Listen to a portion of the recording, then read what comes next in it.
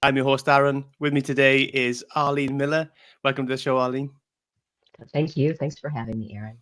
It's my pleasure. Can you tell people a little bit about yourself, please?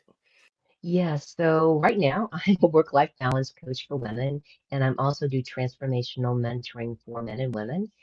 My origins is that when I was about 15, I decided that I was going to become an attorney, and I did do that.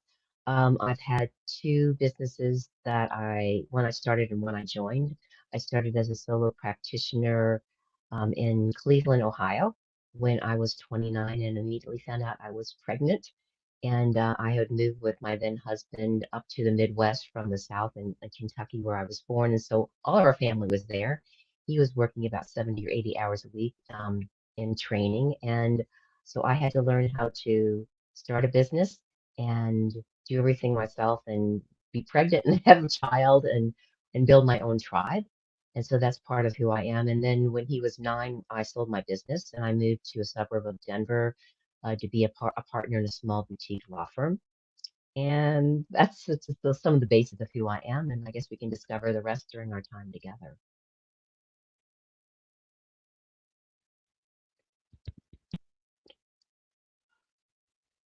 I can't hear you. Sorry, Oh, there you go. there Is that you are. better? There you go. Yeah, now I can hear you. Um, Thank you. sorry. Yeah, it must have been a tough journey for you, taking on all that whilst pregnant and trying to, I mean, it's difficult enough on its own in isolation, let alone, trying to start a family and everything else. Yeah, I did find a women's group in Ohio then. It wasn't as like great as the women's group I'm in right now, which is through the Colorado Women's Bar Association, which is really active and has lots of things to do and anyway, it's a place where I give back as a grandmother now. But there was that organization and we had monthly meetings, and so I got to talk to a lot of different people and get a lot of support from other women in the area that had their own business, all kinds of businesses. So there are groups out there, and I really recommend that, anyone who's starting that path of like being an entrepreneur, find groups to support you as you're going through that process. Yeah, support is key for everybody, really. I think we all try to do too much on our own sometimes, and Yeah. we do need to lean on people, and we need people who have been there and done it, or are going through the same thing to help and support us through stuff. Yeah, from personal experience, I found out that the lone wolf doesn't work so well, but we work really better with groups of like-minded souls who have similar purpose and similar ways of, valuing ourselves and valuing others and seeing the world. And I highly recommend that. For sure, for sure. Right, what's the most profound lesson then that you've learned about yourself during this journey from from starting out becoming an attorney and transitioning into a work-life balance coach? It just sort of, I guess, about myself is that, as I've had the intuition, like when I was an attorney, I got a diploma in transformational holistic counseling and a diploma in coaching and mentoring. It just felt like it was right to do. So I could be like a better attorney, a better communicator. I was negotiating settlements with a lot of people. I felt I could help with that. I thought I could be a better mom and a better boss, because I really learned how to communicate and understand and listen to people better then, but I just sort of followed the breadcrumbs because I was just listening to my heart and just, okay, this is what I need to do now. I didn't really know why, but I just decided to do it because it felt right. And what I found is that everything sort of falls into place when we do that, when we don't resist that and go, oh, don't do that. That doesn't make any sense. Because intellectually, it didn't make any sense that I'd already gone to university, already gone to law school. Why would I get these two other diplomas? But it turned out to be essential. So I guess that's what I've learned. That's cool. It's I I find there's a lot out there, when we talk about work-life balance, there's a lot of this hustle culture out there where people just work harder, work, do more, do more, do more, and there's a lot of pressure on us to to do a lot of stuff, and not many people out there advocating to just find the right balance for you and your life, that you don't have to do 80, 90 hours a week just because somebody else is who's a millionaire. You maybe, you can do your own thing, find your own happiness because it's different for everybody. Yeah, absolutely. I like to work from the inside out, because we can do all kinds of things to make more time for ourselves, maybe to cut down hours. But if we're not doing things so that we're loving and taking care of ourselves in a way that works for us, and I do help people do that, then we're just going to be a basket case. Maybe we found a mom hack or a life hack and we're buying our groceries online, they're getting delivered. We have an extra hour or two every week. But if we're still overwhelmed and stressed, whether we're an entrepreneur or we're working for someone else or whatever we're doing in our life, it's not going to be pleasant. So it's really important to find ways to sort of release and relax and soften and let go from the inside out so that we can enjoy our life and be of service and connect and do whatever we feel we need and want to do in this life. Yeah, it's about taking that time for ourselves as well, right? Because we're terrible for doing that. We don't do it because we work or we run our own business, whatever it may be. But we, to bring in an income, so we spend a lot of energy and effort on that. Then we come home with, especially probably from the female perspective, from what I see, that that a lot of people come home and they're tending to their families. They're trying to make sure everybody else is okay, but they're not taking that time for themselves. Yeah, you have to fill up your own cup with love or you're going to be a basket case. And I don't know, I was different, when I was younger, I was a runner. Now I have yoga and hiking in the mountains of Colorado. But I just always knew in my heart of hearts, if I didn't take care of my physical, emotional, mental, and spiritual self, I was going to be useless to other people. And I could just sort of foresee, how as I grew older, that would really become more and more detrimental. Yeah, well, when did you figure that out for yourself? Is that something that you've always kind of been in tune with, or is that something that you kind of twigged after a short while? I don't know. I had some friends that got me into running and exercise when I was a freshman at university. And I just found, oh my gosh, it's so much easier to study. It's easier to relax when I do things to take care of myself. Eating right, took me a long time because I have a really bad sweet tooth. I'm a recovering sweetaholic. And so that really wasn't good for my body and system. So I feel like it's just been a process. It's definitely not a perfect. I'm not a shining example for everyone when it comes to that, but I have learned how much better I feel and how much more I can be of service and just enjoy my life when I do take that time to take care of myself. It just seems to expand time out so there's more to do if we need to do it for business or our family. That's what I found. So yeah, it started probably, when I was in my first year of college. How do you find that, the people that you help, so the people that you coach, how do you find that generally they are when they come to you? Are they super stressed out and just, at the end of their rope almost? Everyone's different. Some people have a specific area for their life. Maybe they're doing great at work, and and then they come home and they lose that, they've held everything in all day, or maybe they do it the opposite way. But there's lots of times people have a foundation where someplace in their life they're doing pretty well, but in the other place, it needs some tweaking. They need some help. They know it's not working. Maybe they have teenagers and they're not communicating. So it's really different for every person. Everyone has a different way of dealing with stress, but there is a commonality where we really need to find ways to, look at ourselves and what do we need to tweak? Are we like being an inner critic instead of an inner coach? How are we treating ourselves? How are we caring for ourselves and others? So we just take a look and see what there is, and I let them lead. I partner with them. If I'm coaching, if I'm mentoring, I share what I know to the best of my ability. So I don't know if there's a common thing for everyone, but usually there's one area of the life that goes, I really need help there. Yeah. Well, probably should have asked you this before we started talking about other stuff, I suppose. But can we just explain what exactly work life balance is, so that when we talk about it, we're on the exact same page. Everybody's on the same page. Right. Seems like it's an overused word, but there's really nothing else I had to describe. Sometimes I call it work-life harmony and balance. Um, but basically what it is that, nowadays, I mean, when I grew up, my mother was a stay-at-home mom. Her parents were pretty poor, and she felt that she had made it, and it was a really privilege to be able to stay home with us. And so a lot of people nowadays, with the way the economy is, that's just not possible. And so you have a lot on your plate. You have work, you have family, you have your outside life. Maybe you're involved in some things to promote your business and some other organizations. Maybe you have things to take care of yourself. You have your children, you have their activities. What if they get sick? There's so many things that are going on.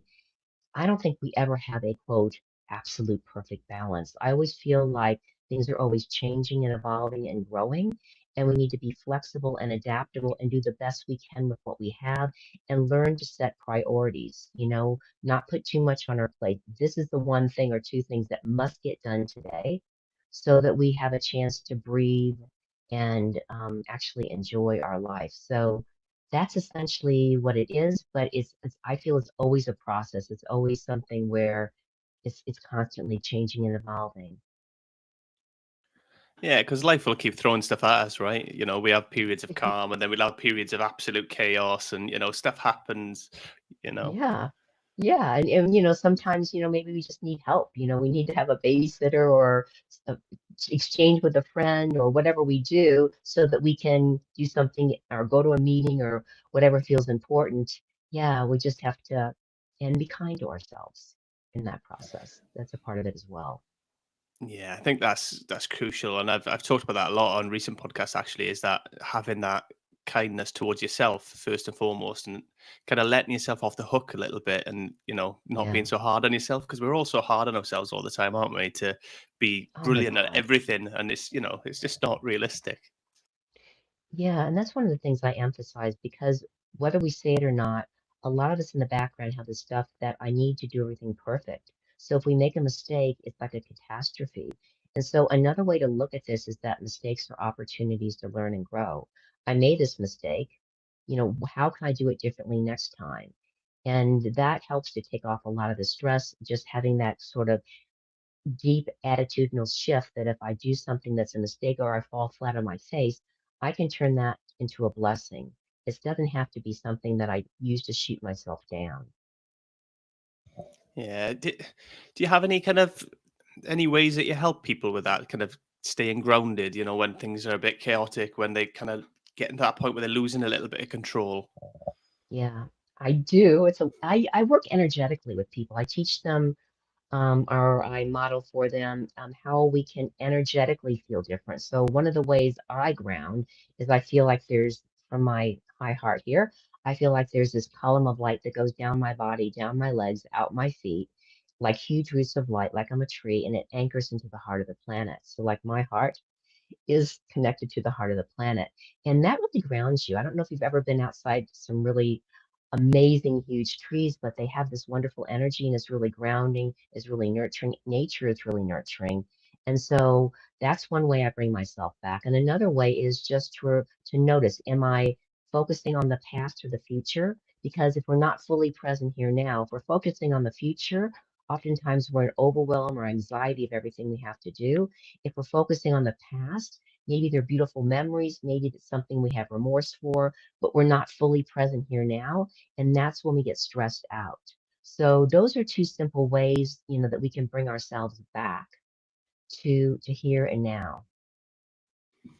That's great to hear, actually, because I feel that way as well about kind of the past and present, where I mean, it has this place. We do need to spend a little bit of time thinking about the future, a little bit of time about the past to reminisce, but we don't need to dwell on those things, and we need to be in the present a lot more, because that's all we have, really. That present moment that we're living in is actually all we have. The future is something that could change, could be something different, and the past ultimately has been and gone.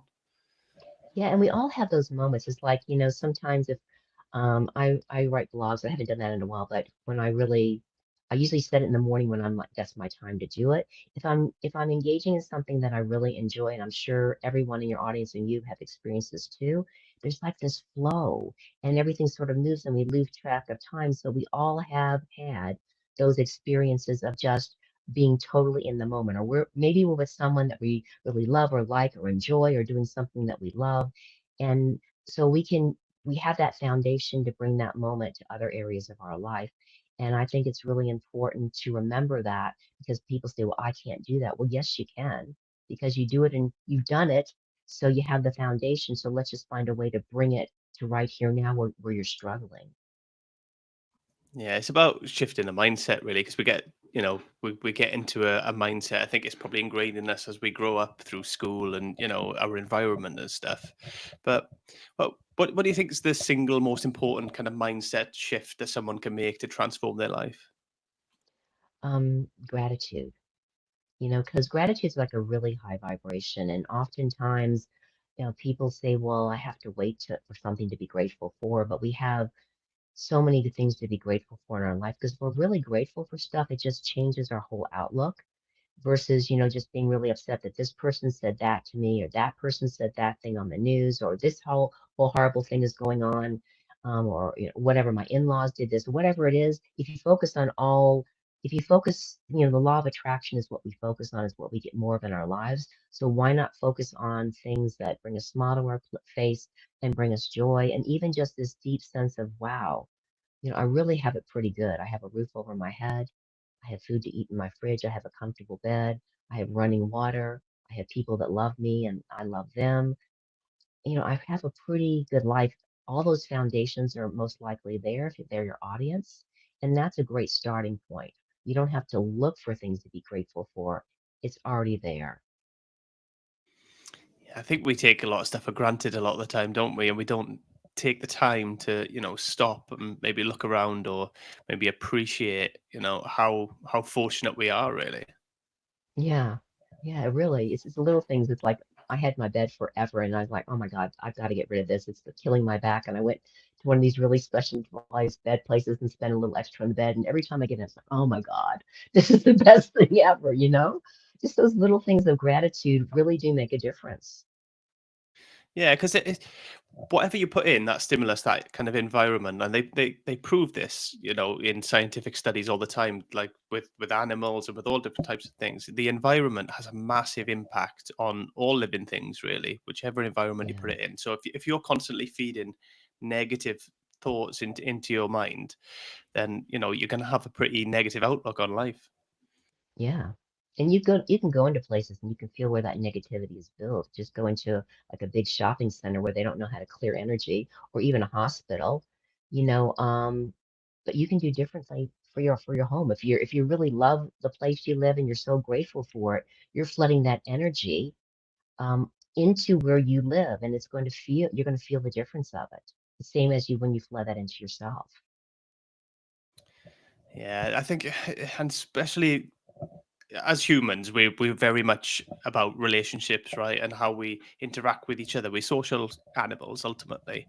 So, and I think you could just pick up on negativity straight away, can't you? Walk into a room, if somebody's, really negative or in a foul mood, even if they don't necessarily say anything to you, you just pick up on it, and it's hard to not let that affect you as well.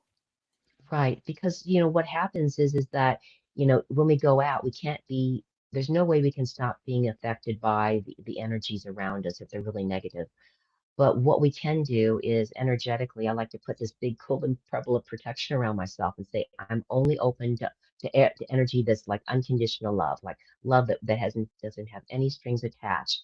And inside of this, I'm going to flood it with light and love. And this is my personal sanctuary. This is my boundary. So not only do I set um, outside boundaries, like what kind of behavior is not acceptable around me, I also set energetic boundaries, which does help because if you're sensitive or intuitive and empathic at all, it doesn't, you just don't pick it up. It sort of can really whammy you. And it's also to be, have that kind of no thing with people that want to suck our energy or jump into our energy field and just come and tell us all their problems because they want to walk away feeling good. We really have to, that's part of our self-care and self-love is my point.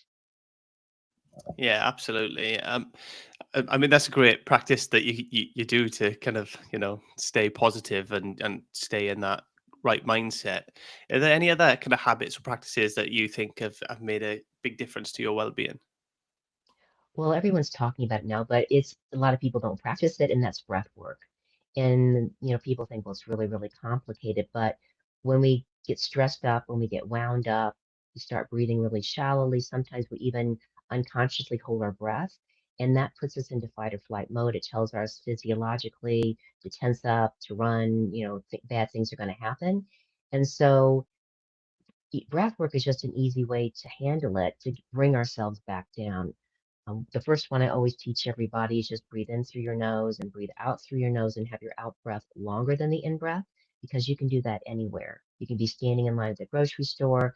Someone can be talking your head off and you can't get a word in edgewise. You can practice it to calm down.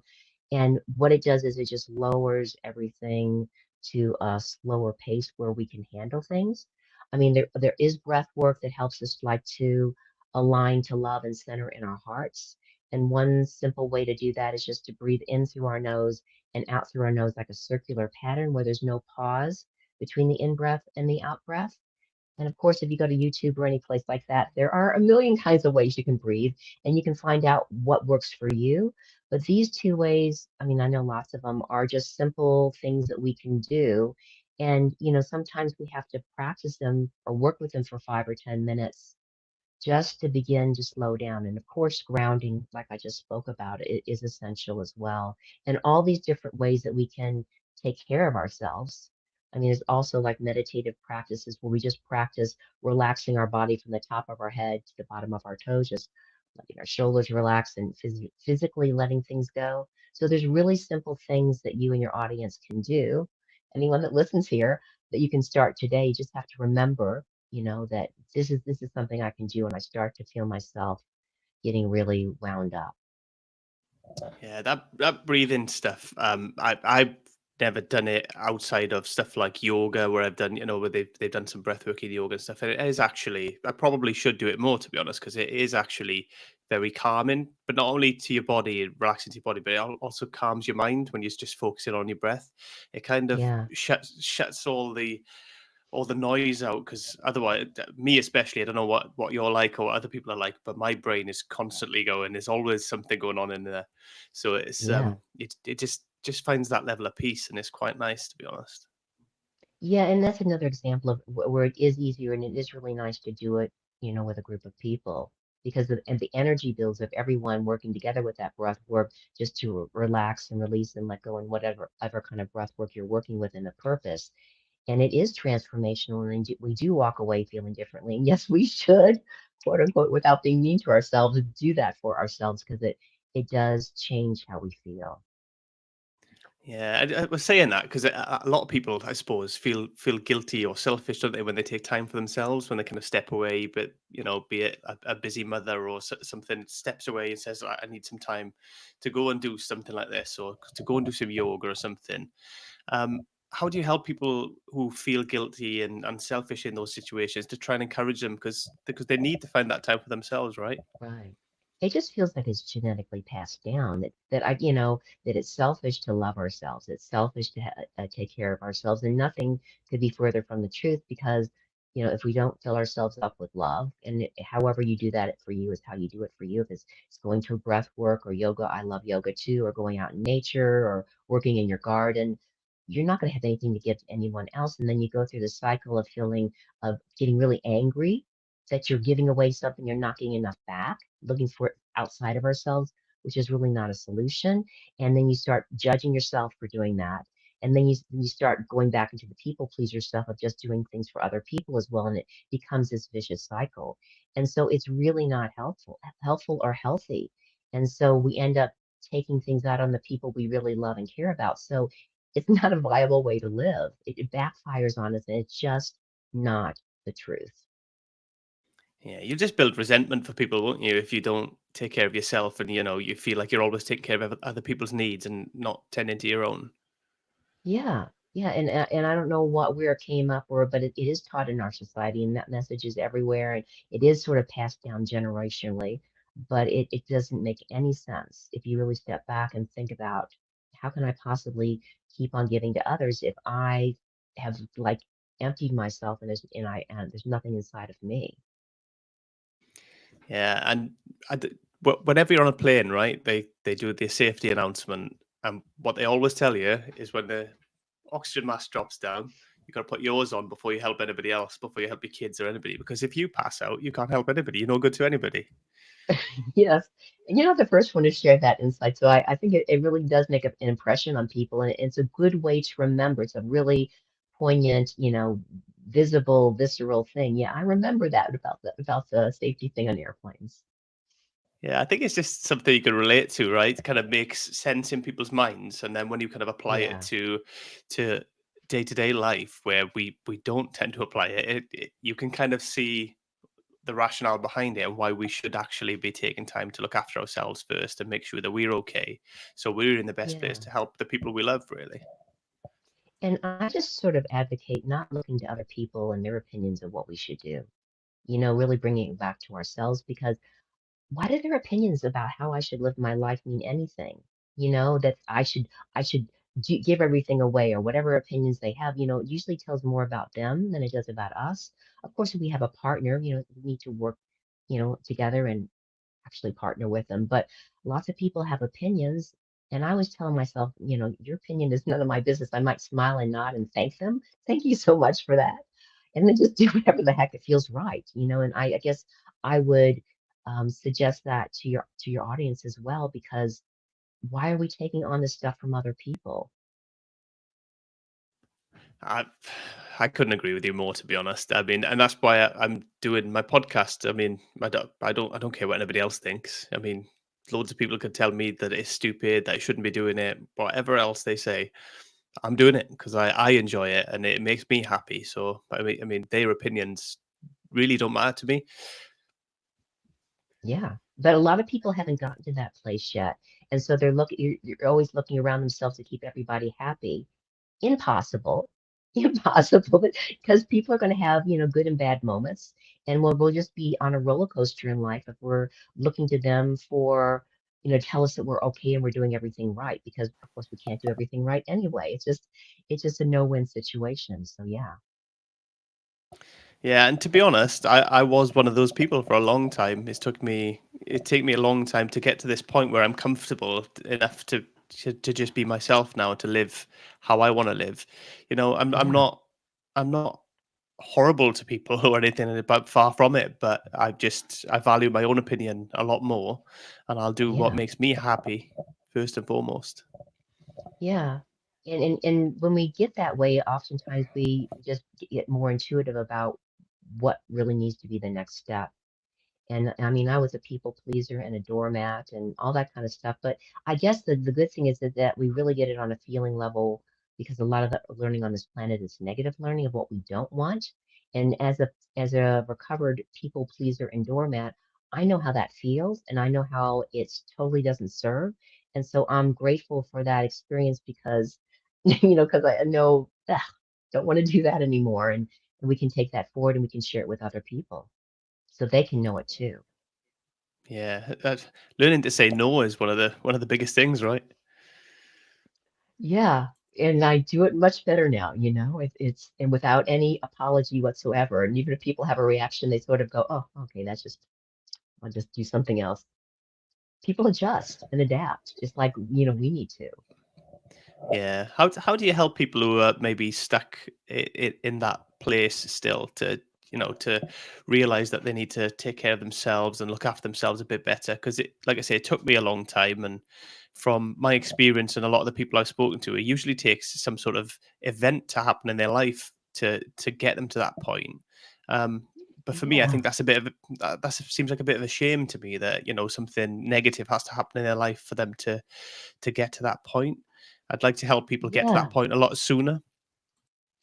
I guess yeah, it's like, the saying, you can take a horse to water, but he has to want to drink. And I think that's for people too. Sometimes when we have those kind of crises in our lives, it's because we haven't been willing to listen and we need a wake up call and manifest on the ground. But it's not necessarily a bad thing. And sometimes we're just not ready. As a coach, I'm not telling people what to do. I might share an insight or I might share a reflection of what I'm seeing and noticing in them. But oftentimes, if you just ask powerful questions that are open and you're holding, as a coach, like a very big judgment free space, and a space that I call like unconditional positive regard, like, I'm not thinking about what I'm going to say while they're talking. I'm just being there fully present so they can be heard. It's amazing how people in that space can come to those realizations themselves. And when they do, it's much more powerful than if I told them with my shaking finger, you need to stop that now. So sometimes we just have to work with the process, because, and sometimes that's a way for it to stick. Yeah, I guess that's all you could do really for people, right? Because I think people do need to realize it for themselves. You can't Yeah. kind of force people to that place, because I suppose if they don't realize it for themselves, it's not going to be genuine anyway, and it's going to just be a kind of different kind of people pleasing, I suppose. Yeah. I mean, as a mentor, I share my wisdom with other people, but as someone who's been mentored for a long time as well, because I feel it's important to um, be continually evolving and growing. Sometimes things can be said to me like not just 7 or 8 times, but it just feels like 30 or 50 times over a couple years, and then something happens, the penny drops, and we get it. And I guess we don't really know when that's going to happen for people, so I just have to step back and be patient and know that when they're ready, it's gonna happen. Even and then be okay as a coach and a mentor, just to be like a seed planter. Sometimes I planted a seed, it's there. When they're really ready, something will happen, or they'll experience something, and it will start growing. Yes, but it's more powerful, isn't it, that way for people to kind of have that. You're almost just leading them on a journey of self discovery, aren't you? Rather than trying to push them down a path. Right. Well, you know how you feel if someone tries to push you down a path. I don't particularly care for it. So it is a much kinder way for them and for us, and they're actually coming to us for a reason. They feel like there's something more, and there is some place they're stuck, and they'd like to be different. And oftentimes what happens is we feel that way, but then all of our egoic stuff comes up, the part of us that doesn't want to change, that likes to sit on the couch and eat potato chips, and not the soul that wants to get out there and change and grow. And so it is a process, and we just have to respect where they are in that cycle of the process. Yeah, and I suppose we're all looking for success in some form or another, however we deem that. For me, success has changed over the years. I used to when I was younger, I used to think, oh, I need to have lots of money, loads of very materialistic, all these things. And as I've gotten older, I've realized that actually I'm not even that bothered about those things. They don't actually make me happy. I've bought new cars and had nice things, and actually, it's never really changed my mood or my actual happiness or my ability to be comfortable and calm with myself. So Yeah, now, for me, success is actually living a life that I want to live, and being, you know, calm internally, happy, to just do what I choose and live life on kind of on my terms. yeah.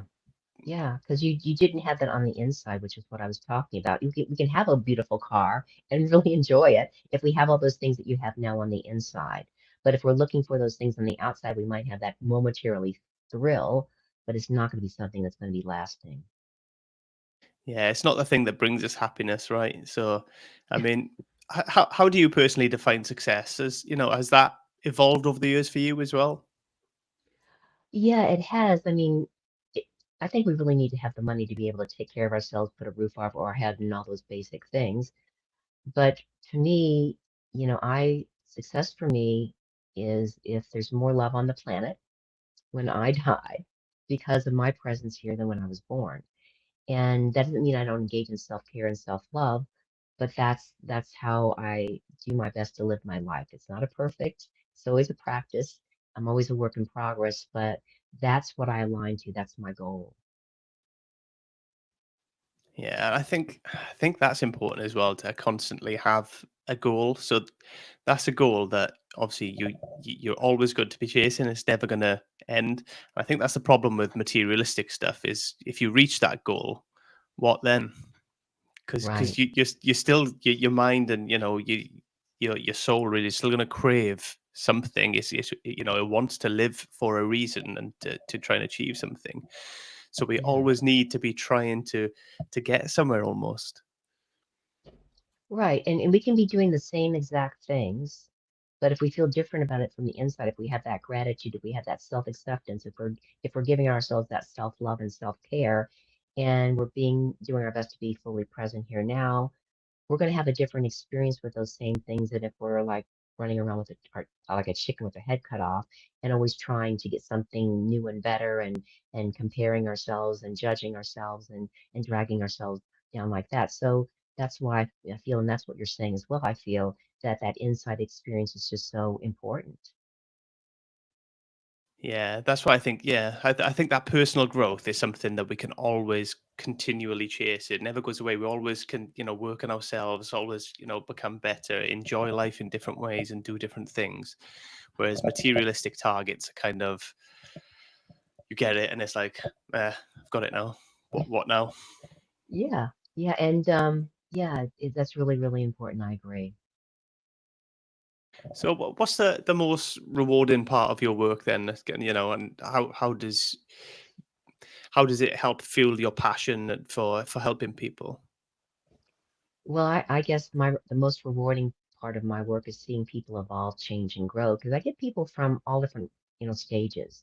Some people who really have never stopped to feel anything, and some people that are really, have been working on themselves for years. But there's always, like you said, it's gonna be like an evolving thing growing up. I really get a big kick out of, when people have their aha moments, but just not that, but they actually take steps to ground it and to have a different experience. It's really rewarding to see that and to be a part of that. One of my clients years ago, at the end of our time together coaching, decided that from all our time together, that her gratitude was really needed to pick me up. And so what she did was for a whole year on a social media platform, every day she posted something that she was grateful for with some sort of picture that felt to go with it. And I followed her and I could feel her changing and growing. And she did it for 365 days. That's really commitment. And that was really, I mean, I was like really touched that she took a seed, it was just germinating, and she really applied it for a year, and it changed who she was in her experience. And that's like a real sort of tangible, visceral thing that I can share with your audience of just as being someone was there and with her and then sort of still walking alongside of her as she did all that. That was just really cool. And so those kind of moments are amazing and bring me a lot of joy. Yeah, that's amazing. That 365 days to stick to it as well, I because a lot of people know. would Wow. lot of people would start something like that and not stick for that long. I don't imagine. I wouldn't probably. Yeah.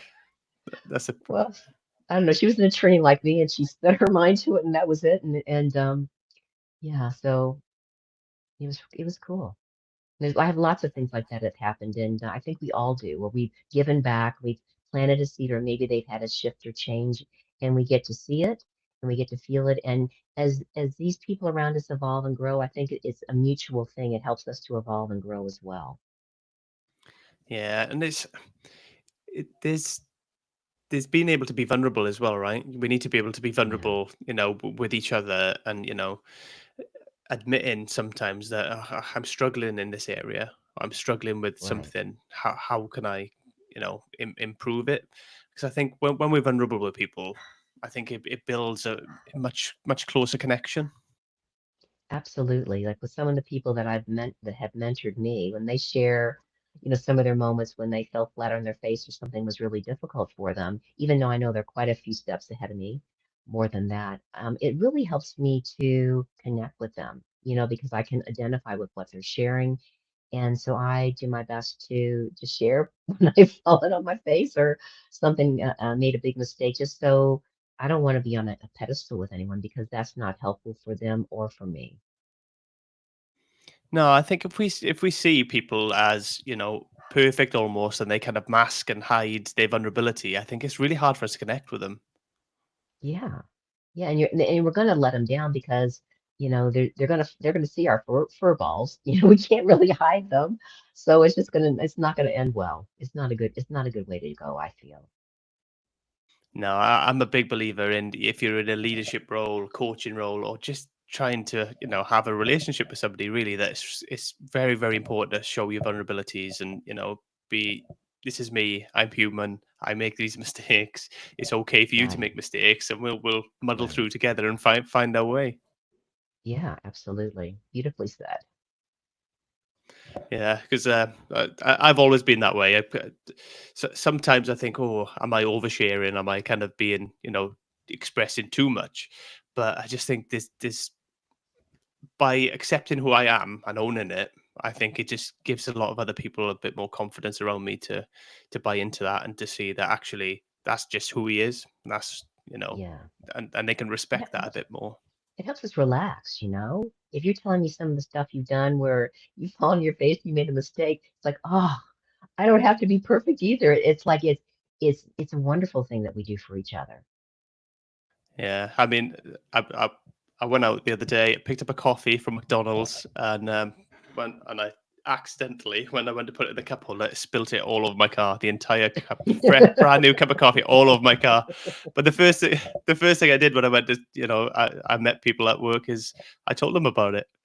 I'm not trying to hide things. I don't see the point. I think I think showing that I'm human and I make these silly mistakes and do things. I think there's a lot of value in that. There is, I agree. It humanizes us, and it helps people to relax and just be themselves around us because we're doing it for them. Yeah, and especially in this world we live in now with social media, where everybody just posts, you know, only the good stuff, only the perfect things, or my life is perfect, and all these really staged photos and videos, and I'm just like, ugh. But I know, it, you look at it, you can feel it. It's like, oh, yeah. yeah, but It's really a shame. it is really. It's like, look how great my life is when it just if a little bit of vulnerability, a little bit of authenticity would actually go a long way, I think, for people. Yeah, absolutely. And would help the young people growing up too, because that's got to be really hard not having the skills and the life experience that we have where we know this. And you're 11, 12, 13, 15, 18 years old or whatever it is. And you're seeing all this stuff on social media and you're feeling bad about yourself because, of course, we can't measure up to that. But these people can put filters on themselves. It's not even how they really look. So, yeah, that could really be helpful for all the young people coming through the world today that have never lived without having all that social media.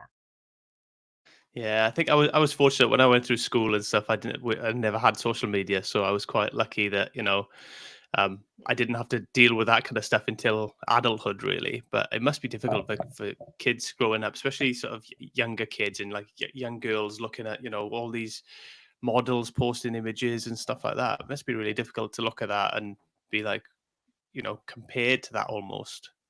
Yeah, yeah. So that's not.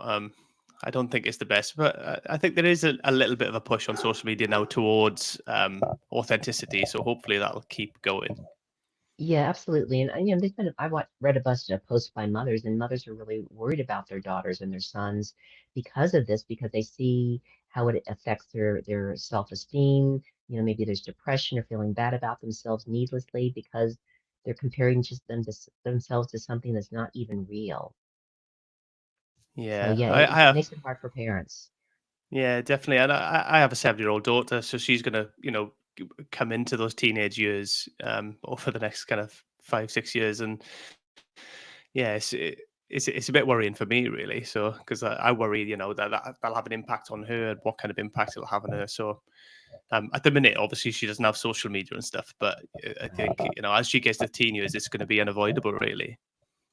Yeah, and I just saw a mother yesterday. I don't remember her exact words, but she was talking about you have to talk to your kids. You are amazing. All the ways that we can, without being overly gushy, that outfit you put together, like for girls, that really looks great on you. All those kind of not just really lovely, but really specific, tangible things where how they look, how they act, what they do. Maybe they learn to play the guitar. That's a really beautiful song that you played right there. Or give them those kind of really tangible, concrete accolades if they're going through their life so they hear it from us as their parents because they're not going to get it from social media and it's going to make a real difference for them. Yeah, I think you need to build their confidence and have them in a place where again, we're trying to make them comfortable with who they are, right? And, um, being themselves. And school is difficult enough as it is because, everybody's trying to fit in and you got all this, the social dynamics that's really difficult to navigate, isn't it? Yeah, it is. Yeah. So, saying that, moving on, right? So, once people have gone through that kind of thing, they come out of school, they may get a job, they may go to university or whatever. How do they how do they find themselves really after that? Because I think school is one of the most difficult places for me. So it's the one that tries to force everybody to be the same and really similar. Not so much in kind of college or university. I think you can kind of be a little bit more individual as you get there. But once you come out of that environment that you've been in for, I don't know, what was it? How long do you spend in school now? It's probably 15 years now, isn't it? I think you have to do till 18 in the UK Yeah, at least. So yeah. so you spend 15 years of, being forced to conform and to be a specific way. And then when they leave, what kind of advice would you have for people to try and find who they really are at that point? Because it can be hard, right? It can be hard, and I guess I think that one of the things we don't want to do is have to decide. I mean, I decided young, it just was my inspiration, but lots of people don't know what they want to do. You don't have to decide what you're going to do for the rest of your life, and a lot of young people aren't. It's okay to experiment. It's okay to try things, try a job and see if this works for you. See, what other different skills you want to take on. Find a mentor, find someone to mentor you and help you move through it. Maybe someone that's 4 or 5 or 10 years ahead of you, that maybe you have something you can give to them in exchange. So I think that it's really nice to not, it's really important not to go it alone, to find either groups of like-minded souls who are going through the same thing together, or someone who's past that point and has words of wisdom and you admire and you can see that they have it pretty together in their life that might, help to guide and direct you, and then you decide what you need on your own. I don't think there's one set pattern and program for all, but I think as parents and as people that are influencing kids' lives, we can encourage them while they're going through that process to find ways to um, nurture their creative flair, nurture things that they love to do so they have self esteem within themselves outside of that school structure, whether it's learning to play the guitar or being a runner or whatever it is, learning to rock climb. It doesn't matter what it is as long as it's something that really can help build their self esteem. So they don't just have that one area where they're trying to fit you into some box that you don't really belong Yeah, I mean, I still don't know what I want to be when I grow up, so I'm still working on it. in. so, That's so okay. yeah, I'm still working on it. We'll figure it out as we go. I'm Right.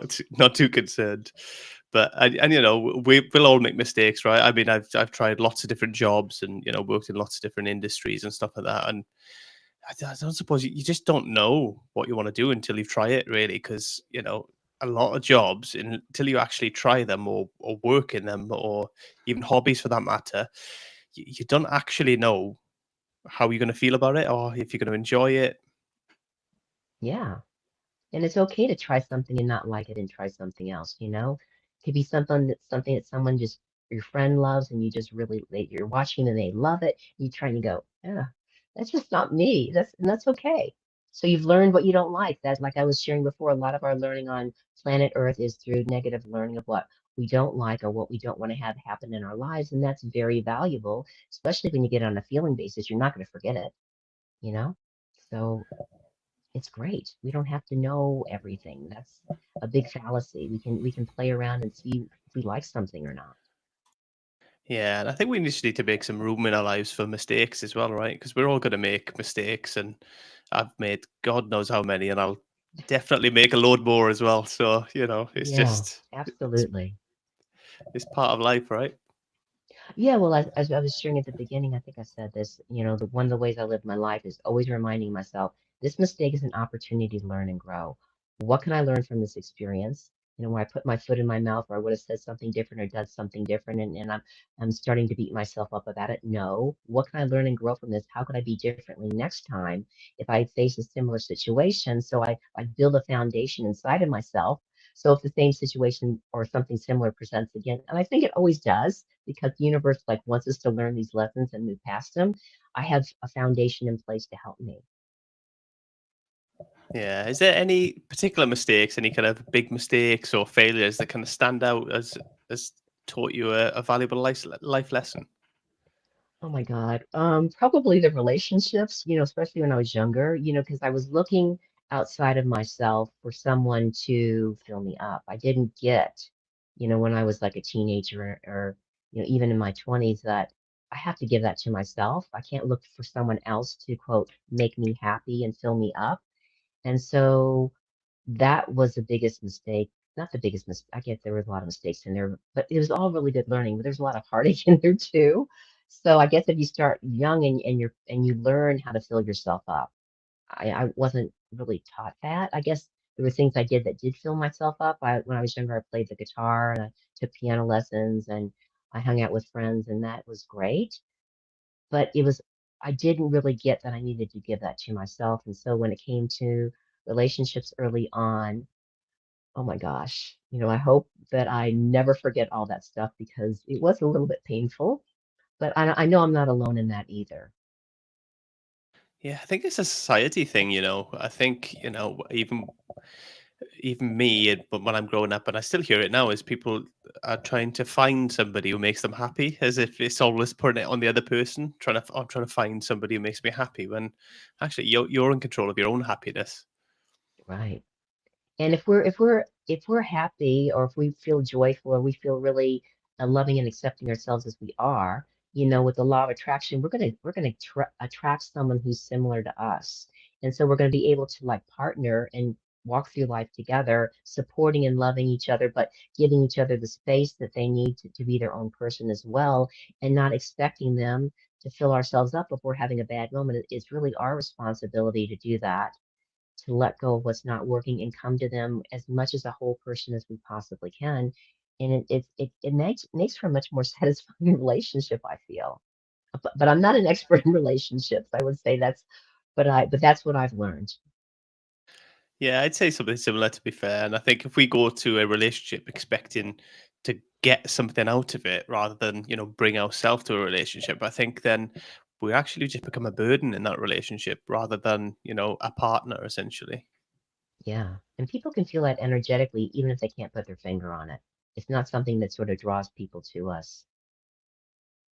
Yeah, you're probably right on that. You're probably right on that. So, Or the people but kind of people we want to be with, the kind of people we want to spend our time with. yeah, absolutely. We might attract people, but it'd be the wrong type of people, right? Yeah, the ones we really don't. They're more like us, which is like, oh, I don't want that. So we have Yeah, to take care of ourselves first. that's right. Um, what's something about you that most people misunderstand, and how do you wish they would see it? Um, I don't have that much anymore, but when I was younger, I did, because somehow I got it. Like when I was a mother and a working person, I always found time to take care of myself. So people looked at me as someone that was a little bit selfish and self-centered, because I'd make time to run, or I'd make time to swim, or I'd make time to do something to take care of myself physically and emotionally. I wasn't always, just there with my son when I wasn't working, or my partner, whoever I was with at the time. And so I know that some people saw me as selfish and stuff like that. I don't really feel that it's that way anymore, because people are more accepting of all that. And I'm really glad that I didn't listen and I didn't cave into all of that. But it was still difficult, you know, because of all that societal thought, and even my son at the time, thinking that I was selfish. So I don't know. You just do the best you can with what you have, but self-care is important. So I guess that would be one thing that, yeah, that I experienced. Yeah, I think it's probably more so for mothers, right? Because mothers are expected to tend to the children's needs all the time, aren't they? To constantly be on hand, even though that there's a partner or a father there as well. The mother's always kind of it's always expected that the mother will pick up the slack and do all the work, right? There's a lot of expectations there. It's changing, and that's good. I guess it really depends on the relationship. And I've found that you don't have to always be there all the time if you really make sure that the kid feels loved and accepted to the best of your ability. Was I a perfect mother? No. But as a grandmother, I get a sort of a second chance at playing with that without all the responsibility. So that's pretty fun. Yeah, and with modern life as well, with usually both, even in a secure relationship, so not a single parent relationship, both parties usually work. So it's about the time that you do have with them, making that quality time rather than the amount of time. Because you can spend loads of time with your kids, but if it's not quality time anyway, then Right, they're not getting the benefit of that relationship regardless. right, right. So what? Oops. Okay. What's a belief that you once held, and has completely changed or flipped 180? Um, Excuse me, I need a drink of water. Sorry. No worries. Guess my throat got dry because I've been talking so much. Um, I guess a belief that I had was, I mean, I really tried to conform when I was younger. I did everything, a lot of things that I wouldn't have normally done, with the religion I was raised in to keep my parents happy and to keep the community I was in happy. And so, I really learned that, and when you're young, it's not as easy as when you're older to sort of break away from certain things and step forward into your own knowing. So that was difficult, to when I did begin to break away because people felt that they were hurt. They felt that they did something wrong when I became like more spiritual and less religious. I don't know, you do the best you can, but I guess people sort of get over it as well, and they come back to loving you, and they might go through their angry stages, and why have you done this, and why are you raising your son like this or whatever. But yeah, that wasn't easy. I don't know. I just that's the best that's the best answer I can give you, I guess.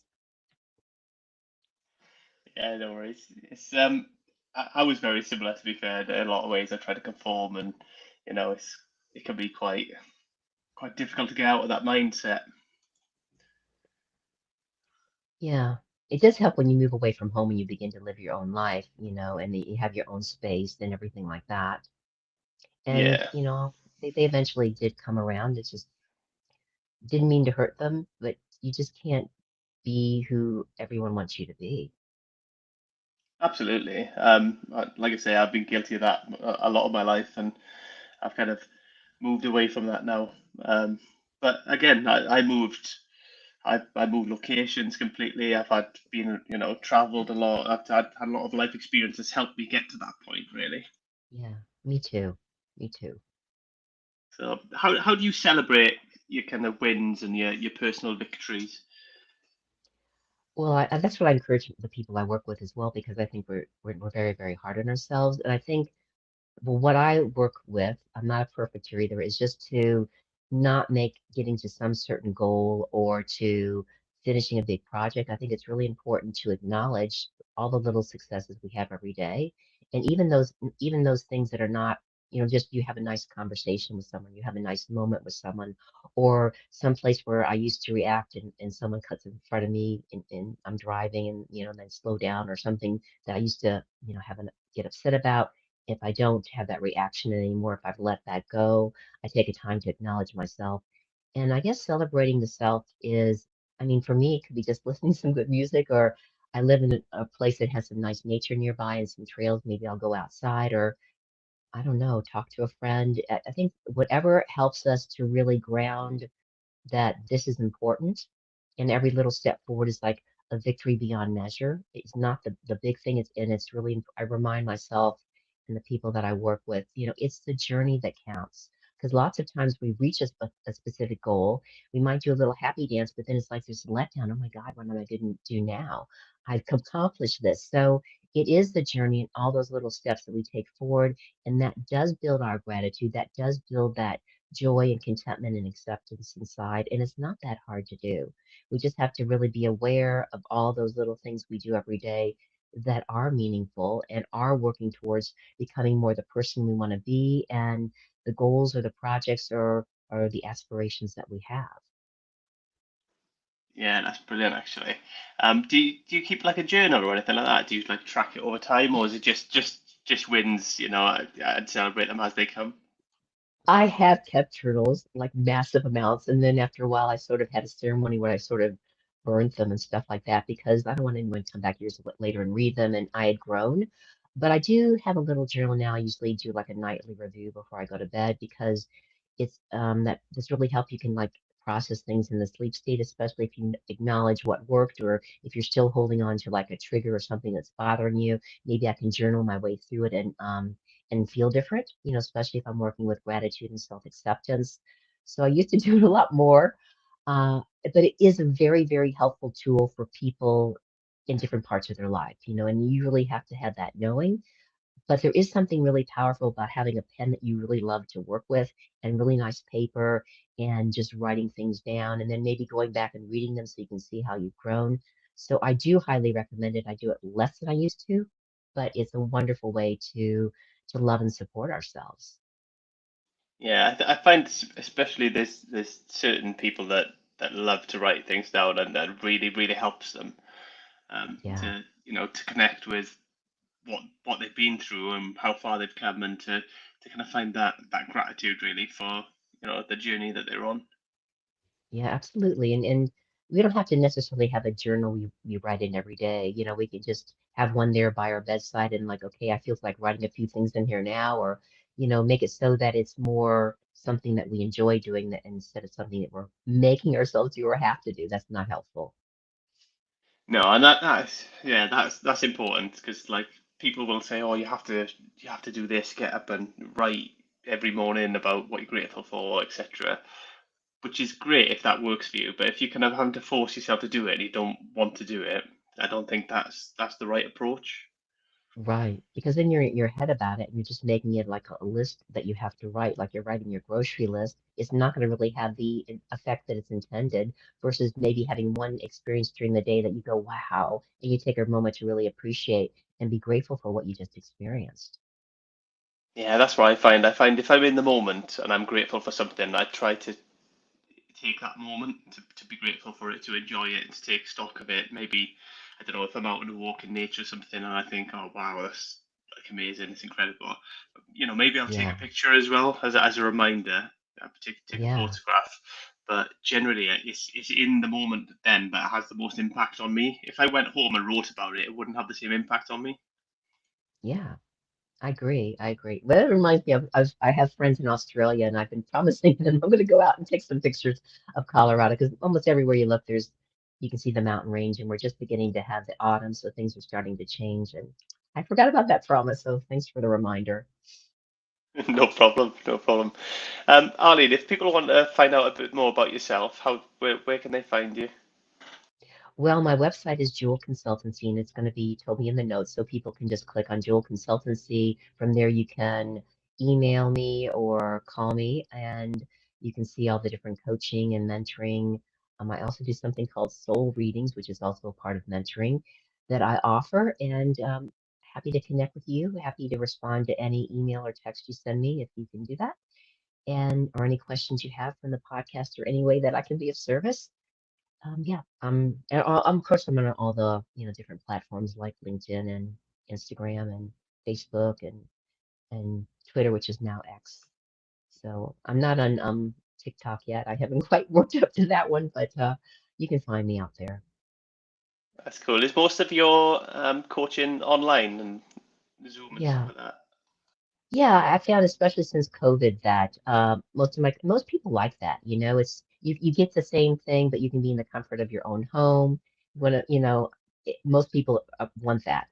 If I do some work with a team or something like that, usually it is in person. But that's just the way our society has evolved now. It just saves them time, and that's fine with me. So you can get the same exact thing from being like this one-on-one online versus sitting with them in a room. And some people actually find that they're more comfortable that way. Yeah, I suppose people are more comfortable in their own environment, and this Yeah. has become the culture now where people are much more comfortable with, the online video calls and stuff like that, which and the technology's there because of COVID has really accelerated it that everybody's kind of got access to the technology as well. Yeah, and it's really kind of fun, to talk with people all around the world and you meet more people than if you would just someone that was within an hour drive of where I live in Colorado. So I really love it. I really love meeting people from different cultures who I work with and learning about them in whatever way they choose to work with me. And so I think they enjoy it as well. It just brings um, I don't know, more diversity into my life and I guess into theirs. Yeah, same. That's why I love, this podcast is brilliant because I do a remote completely. So I speak to people all over the world. It's really good to, get them different viewpoints, different opinions, different cultures, and different inputs that, is really good that I wouldn't get otherwise. Yeah, we meet people we would never meet before, which is I find it just more it expands our horizons where we're not like myopic and only seeing what's in front of us. I really love it. Yeah. Um, but when you were saying about your website and stuff, you said you do soul readings. Tell me a little bit about soul readings. Well, soul readings, I work with psychic tarot oracle cards. I'm not a psychic, but what I've learned how to do over the years, I guess because I'm empathic and intuitive, is I can heart connect with people. And so I have a way, even if it's online, most of them are online now, where they pick like 8 cards and I pick 8 cards. It really depends on how long they want the reading to be. And they can tell me this is what I'm looking for in the reading.